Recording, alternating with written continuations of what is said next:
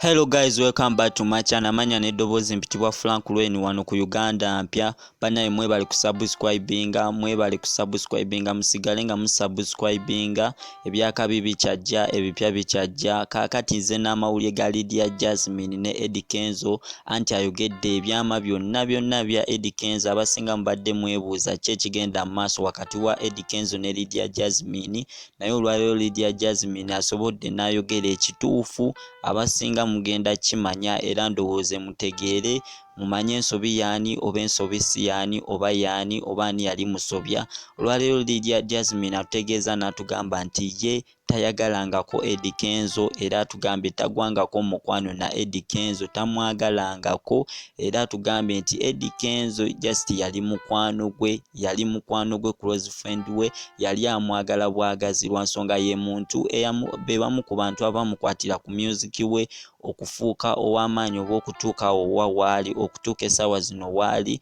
Eddy Kenzo bebamu ku bantu abamuteerako omukono abamuyambako okuba ng'afuuka ekyo kyali. Atutegeeza n'atugamba nti ye tayagalangako Eddy Kenzo era ne bw'obuuza Eddy Kenzo naye kennyini asobola okubuulira amazima nti tebeeyagalangako, just friend mukwano, just baliwo kubeera nti ba friend kyekibagatta okuba nga bafaanana batyo. Atutegeeza n'atugamba nti ebyaleema byonna ebyo byeyekyanga nti olw'okuba nti balaba ebifaananyi nti oba ali mukwano ne Eddy Kenzo. Atugambye Leema yakola bubi tebibangawo era Leema ekyamukyayisa Eddy Kenzo kibi nnyo, bw'aba nti yakyawa Eddy Kenzo ng'alowooza ekyo nti kibi nnyo kuba nti ye tayagalangako Eddy Kenzo. Just bannamawulire kwogera bwogezi bigambo naye nga nti ye tayagalangako Eddy Kenzo. Ebigambo byogeddwa era tugambye ebigambo byogeddwa, abantu bamuvumye, abantu bamukoledde buli kimu, abantu bamuvumye naye ye agamba tayagalangako Eddy Kenzo. Ategeeza n'atugamba nti abasinga obungi mwalaba ekifaananyi ekigenda mu maaso ku social media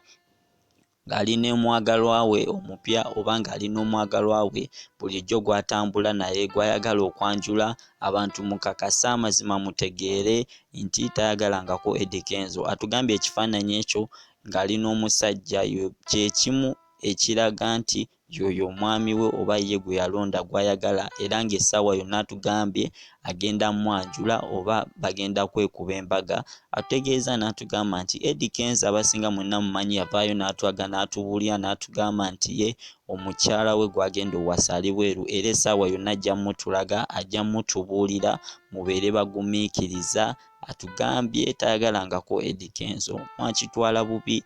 Abantu ba social media bamuvuma nnyo nga balowooza nti ali mukwano ne Eddy Kenzo naye nga just ba friends. Era n'obwobuuza Eddy Kenzo naye agamba kyekimu nti ba mikwano era lumu ndowooza abasinga nabayiteako ka interview emabega ka Eddy Kenzo. Eddy Kenzo yatugamba nti ye ne Lydia Jazmine just ba mikwano, yamusinkana mu industry ng'ali wansi nga mwana ayagala kufuuka w'amaanyi n'amuyambako n'amukwatirako n'afuuka ekyo kikyali. Bannaye ffenna tumanyi nti omuntu bw'oyamba omuntu afuuka mukwano gwo. Abantu ffenna abasinga tukimanyi nti bw'oyamba omuntu afuuka mukwano gwo, tabeera mulabewo, tabeera muntu mubi gy'oli, abeera mukwano gwo lwa nsonga omuyambye, mubeera close friend. Omuntu okuyamba tekitegeeza nti akwagala oba akwagala mukwano, just aba akwagala bwagazi friend era ekyo lwaki aba akuyambye.